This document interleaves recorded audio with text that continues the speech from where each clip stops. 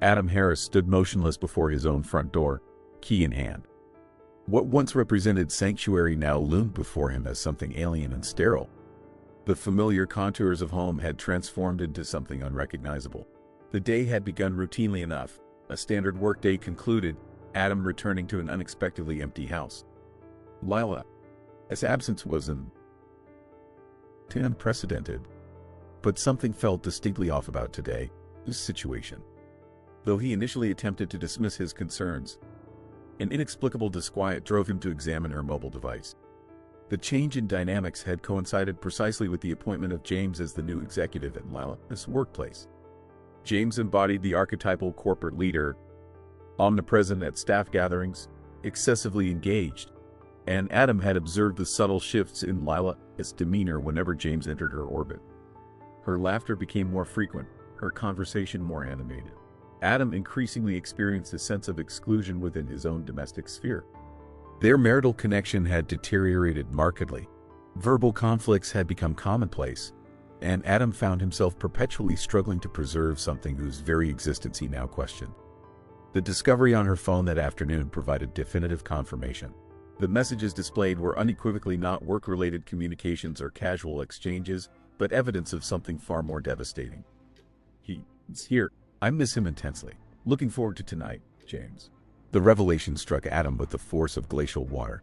His physical response was involuntary, trembling not from temperature but from mounting fury that intensified with each passing moment. The familiar surroundings of their shared dwelling suddenly appeared foreign, as though he were viewing them through an alternate reality where nothing belonged to him anymore. Not the space they had created together, not the woman he had pledged his life to. He no longer desired confrontation or emotional release. He simply required truth. The phone landed heavily on the tabletop as he stood immobilized, focusing on the device that had revealed what he could no longer deny. When Lila finally entered, Adam posed a single query. You've been unfaithful, Haven, to you. Her momentary silence and shifting gaze preceded a response devoid of remorse or regret. Instead, a declaration that shattered his world. Yes, I love James, and he reawakened something in me. The internal impact was cataclysmic. Every conception Adam had constructed about commitment and family disintegrated instantaneously. He mentally cataloged his sacrifices. The endless hours devoted to providing financial stability, the joint effort of raising children, all seemingly devalued by her preference for another man. His composure evaporated. Rage surged through him with volcanic intensity, pushing him dangerously close to losing all self-restraint. He exited abruptly, seeking refuge in his vehicle without backward glance. A singular thought crystallized in his consciousness. Retribution was essential. He drove without destination or purpose, surrounding reality reduced to indistinct shapes through an emotional haze. The certainty that his former existence was irrevocably altered solidified within him. Cohabitation with Lila had become impossible. Not from weakness, he resolved, but from determination not to display vulnerability in her presence. Upon returning to the residence, thoughts of vengeance dominated his consciousness. He would reclaim everything that had been taken from him. The interior remained undisturbed, ceiling illumination filtering through window panes. External silence contrasted sharply with his internal turmoil. The textual evidence of betrayal remained etched in his memory, an unhealable psychological wound. Positioned by the window, he gripped the table's edge while gazing outward. Nightfall had descended, but Adam perceived only a void. Lila remained absent, no communication attempts, no displays of affection. The fabric of their relationship lay in tatters. The emotional maelstrom, betrayal intertwined with rage and grief, left him directionless. Despite having provided everything possible, she had chosen deception. This reality remained incomprehensible to him. He accessed the phone again, seeking additional evidence. The exchanges between Lila and James repeated like a tortuous loop. Where are you? I miss you. Don, to worry. I'll be there soon. Each message functioned as a brutal reminder of his newfound irrelevance in her life. Respiration became difficult. Questions plagued him. Why had he been so naive? Why maintain attachment to a love clearly extinct? Though his vision blurred, he refused to surrender to tears. Weakness was not an option he would permit himself. Rage consumed Adam Harris, expanding within him like an uncontrollable wildfire threatening to incinerate everything in its path. The continued absence of Lila from their residence only intensified his emotional state. The domicile that once represented their shared existence now appeared vacant and devoid of vitality. Each object within its walls, family portraits, wedding memorabilia, collected keepsakes, served as painful reminders of what had been irretrievably lost. Adam found himself confronting an overwhelming sense of internal emptiness. Compelled to assert some measure of control over his disintegrating circumstances, Adam proceeded methodically to his private workspace. He accessed their communal laptop and, without hesitation, logged into their joint financial accounts.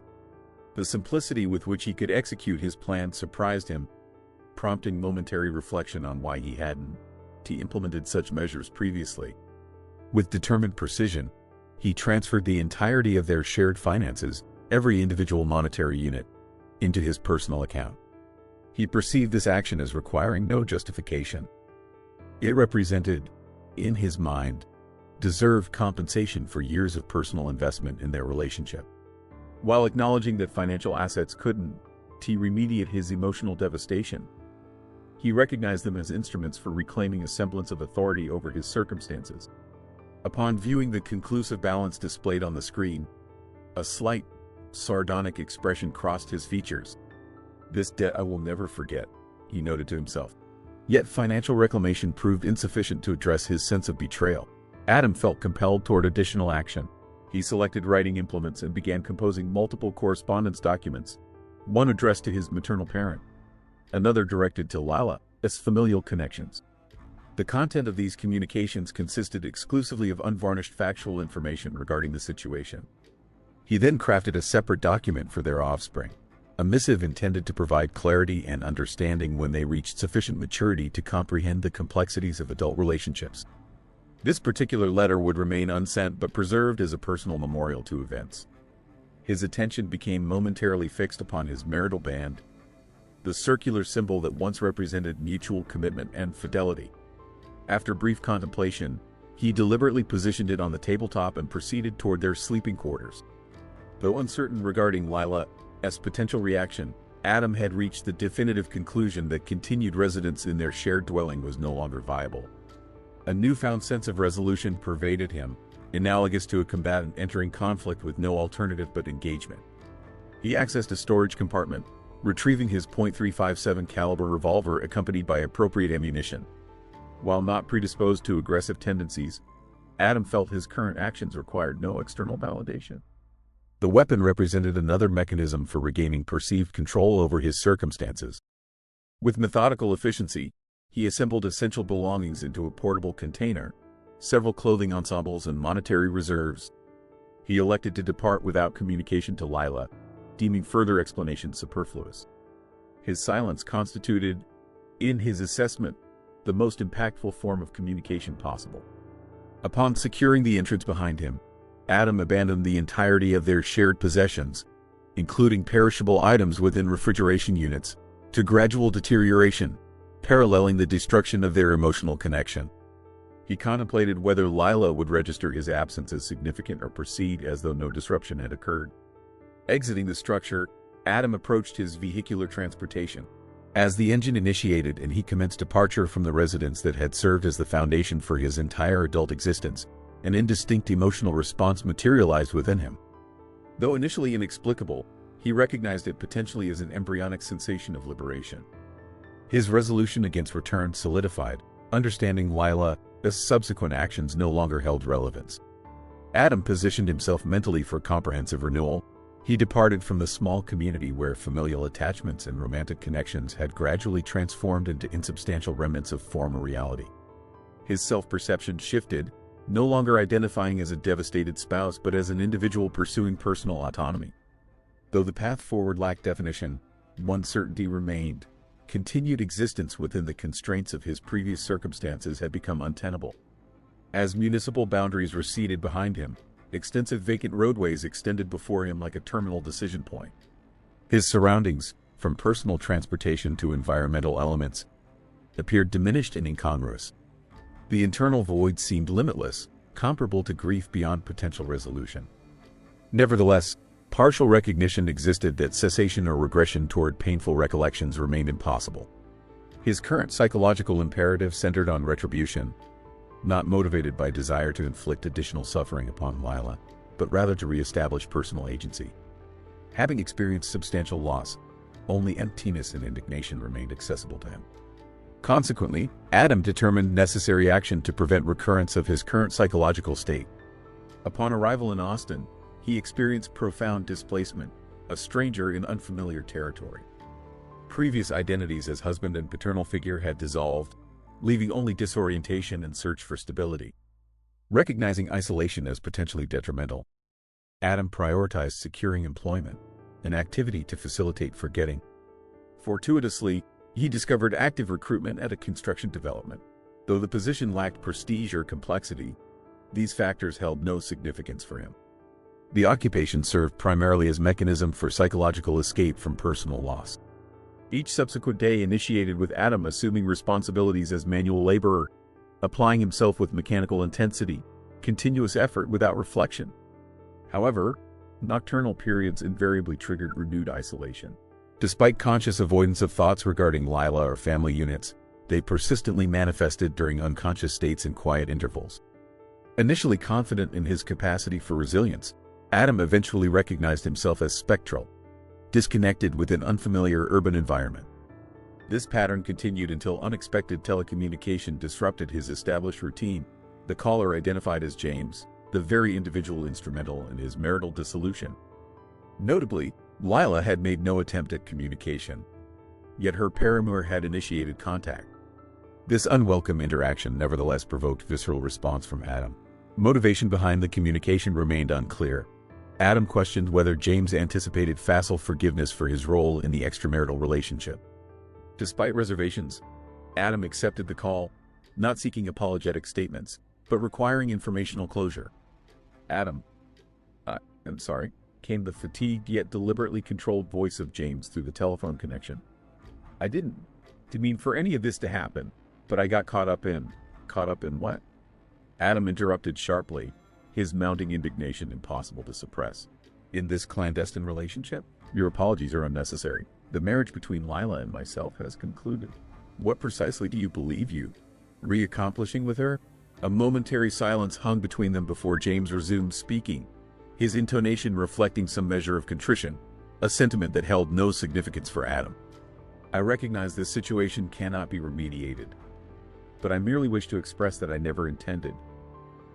Cease further explanation, Adam commanded, terminating the call as fury resurged within him. The prospect of hearing James' expressions of regret was genuinely unwelcome. The opportunity for resolution had irrevocably passed. Adam remained motionless within his modest temporary lodging, not from emotional paralysis or despondency, but from strategic uncertainty regarding his subsequent course of action. His internal security felt compromised. Though uncertain whether re-establishment of his former existence remained viable, one conviction persisted. His pursuit of retribution remained incomplete. His current psychological requirement centered on attaining emotional relief, a quest he was determined to pursue until successful. Several days later, communication arrived from David, a former professional associate. David represented the sole individual with whom Adam could discuss his circumstances without experiencing emasculation. Adam, I acknowledge your current difficulties, but identification of effective coping mechanisms is essential. Perpetual harboring of animosity is unsustainable, David advised. Though not disputing David's assessment, Adam found philosophical discourse unsatisfying. His orientation remained action-focused, a capacity in which he currently excelled. Adam's conceptualization of vengeance began to evolve, not toward physical aggression or destruction, but toward accountability.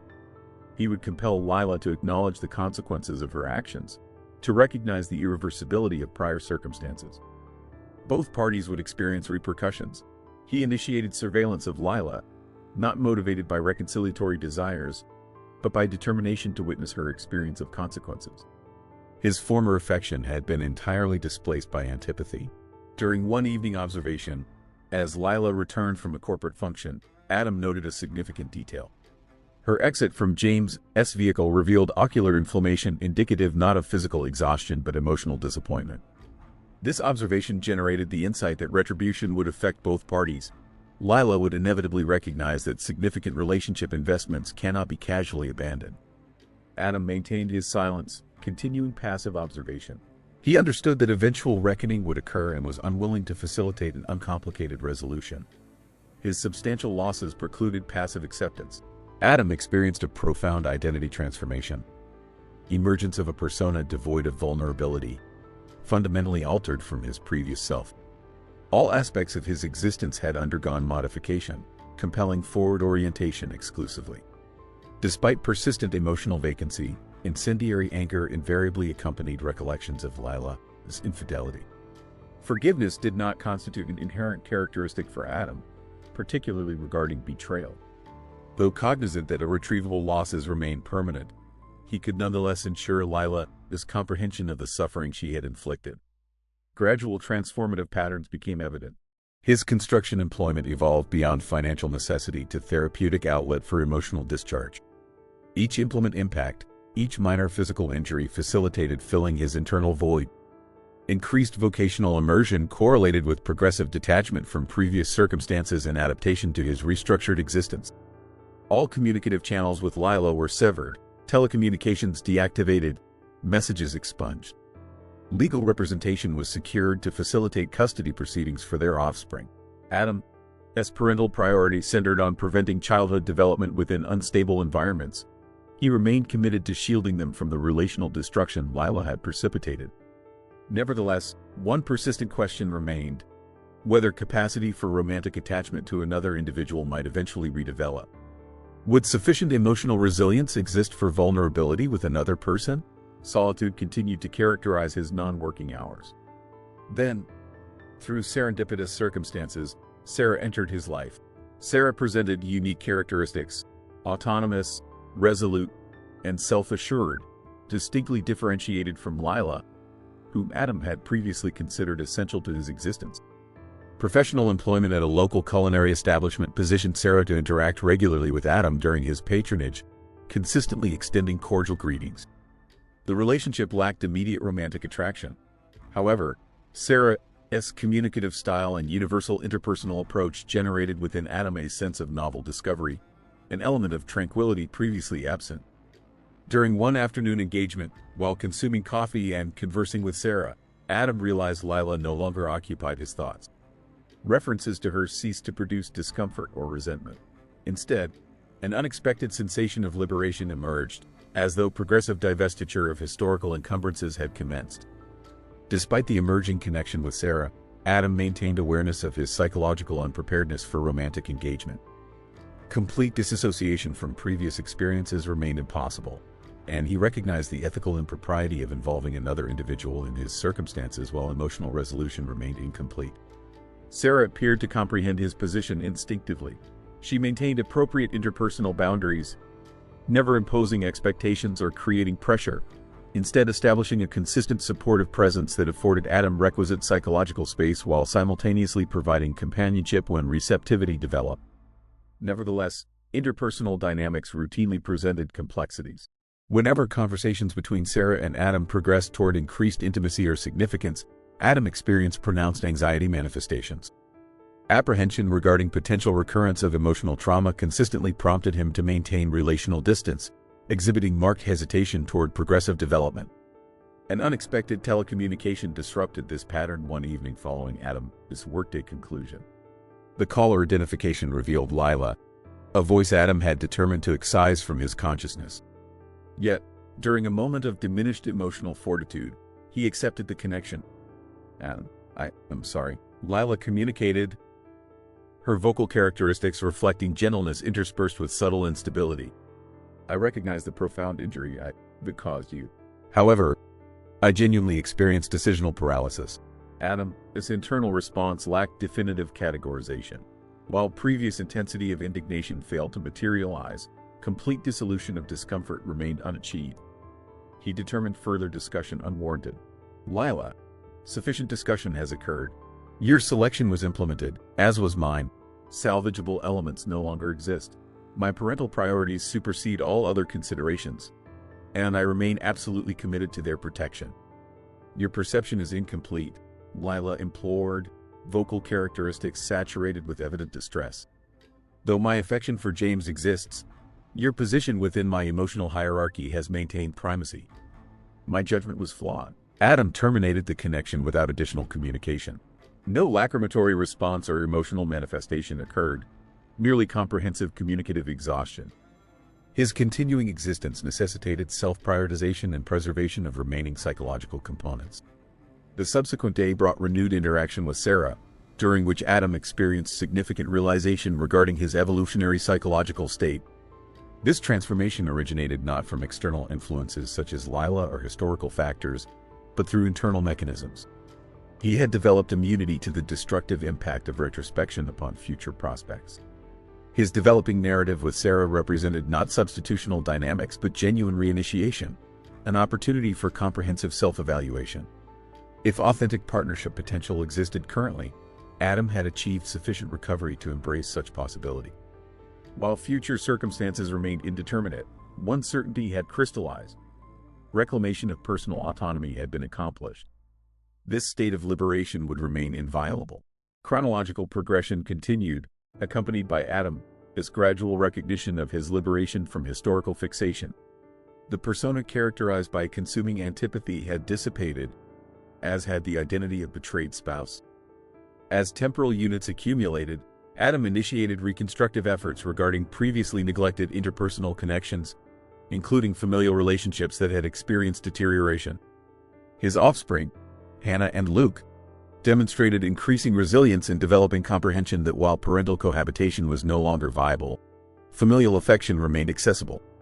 During tranquil evening periods alongside his children, observing their expressions of mirth and recreational engagement, Adam experienced rediscovery of previously forfeited existential components.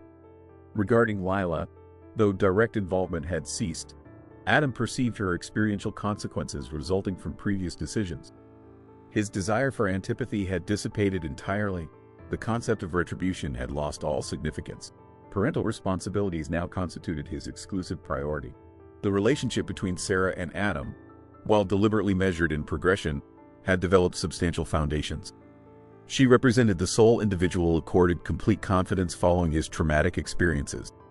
Sarah's status had evolved beyond platonic designation to life partnership. Her comprehension and receptive capacities facilitated collaborative construction of prospective circumstances, not as Lila's replacement but as facilitator of Adam's reconstructive process from fragmented historical components. During one particular occasion, while physically guiding Sarah toward the modest horticultural area adjacent to their residence, a location dedicated to botanical cultivation and atmospheric appreciation, Adam recognized that despite its challenges, his life trajectory had facilitated reinitiation opportunities. "What emotional state are you experiencing?" Sarah inquired, visual organs reflecting luminosity accompanied by subtle facial indicators of positive affect. Adam regarded her, experiencing the culmination of emotional accumulation spanning multiple annual cycles. "I experience authentic revitalization." Sarah, "Though certain life components were forfeited, my perceptual clarity has never been more acute. My directional selection has proven unequivocally appropriate. They remain stationary within the horticultural tranquility, an environment devoid of historical painful associations." The conflictual relationship between temporal phases had resolved. Only two individuals engaged in collaborative future construction remained, oriented exclusively toward positive perspective elements rather than retrospective consideration. Approximately 30 days subsequently, Adam retrieved his children from his maternal parent's residence, where temporary accommodation had been arranged during his initial psychological adjustment period. Their relocation to the new residential structure proceeded. Maternal inquiries from the children remained minimal, though Adam recognized their requirement for paternal proximity. Their expressions of contentment and security in his presence constituted comprehensive fulfillment of Adam's requirements. Reclamation of historical elements no longer represented necessity. Abandonment of retrospective fixation in favor of perspective orientation often proves sufficient. Adam achieved comprehension that despite inability to retroactively modify circumstances, capacity remained for establishing renewed existence for himself, his descendants, and his romantic attachment. During the conclusive scene, as Adam stood alongside Sarah and their children, observing celestial illumination, he recognized acquisition of life, this paramount instruction. Forgiveness represents an internal process rather than external bestowal. Continued existence within historical psychological constraints had become unnecessary. For Adam, existential rejuvenation had commenced. Thank you all for watching this video. I hope you all enjoyed it and learned from it. I do appreciate your likes. Also, don't forget to subscribe and comment on the video. See you soon.